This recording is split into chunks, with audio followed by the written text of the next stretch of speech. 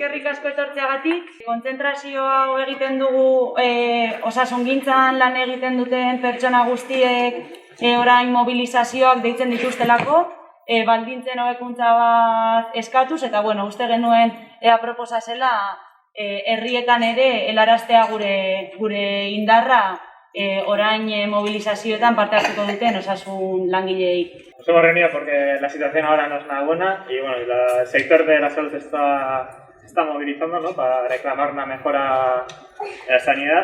Nos hemos reunido aquí también en nuestro pueblo para mostrar ese apoyo. Eta horrekin batera nahi genuen gehitu beste bi kontzentrazio deituko direla, osasungintzako manifestazioekin bat egiten dutenak, izango direnak azaroaren 4ean eta azaroaren 11ean. Dira beste bi asteazken 7etan leku berdinean.